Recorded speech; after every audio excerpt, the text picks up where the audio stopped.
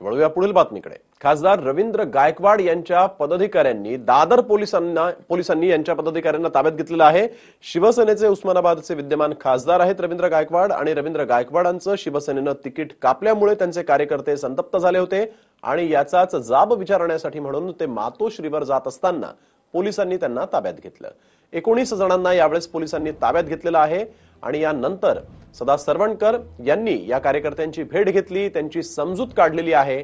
मातोश्रीवर जाऊन थेट उद्धव ठाकरेंना भेटून रवींद्र गायकवाडांचं तिकीट का कापलं असा सवाल ते करणार होते आणि यानंतर सदा सरवणकर त्या ठिकाणी दाखल झाले आणि त्यांनी या कार्यकर्त्यांची भेट घेतली, त्यांची समजूत काढली, तरी देखील हे कार्यकर्ते काही ऐकायला तयार नव्हते।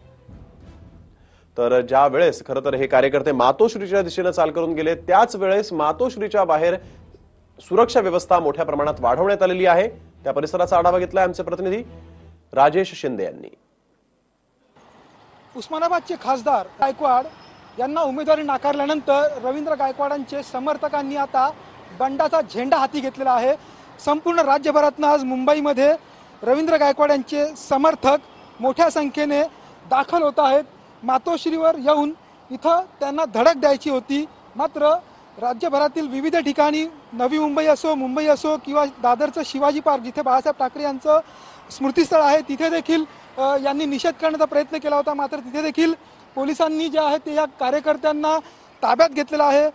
या कार्यकर्त्यांची नाराजी आहे की पोलीस जे आहे ते त्यांचं बंड जे आहे ते शांत करण्याचा प्रयत्न करतात, मात्र दबावामुळे।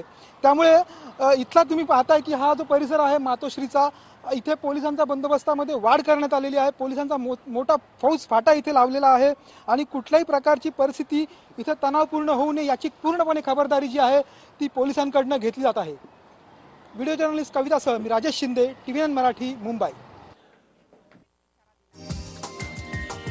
हा व्हिडिओ तुम्हाला आवडला असेल तर असे आणखी व्हिडिओ पाहण्यासाठी TV9चं YouTube चॅनल सबस्क्राइब करा, बेल बटन दाबा। ताज्या घडामोडींसाठी लॉग ऑन करा tvn marathi.com।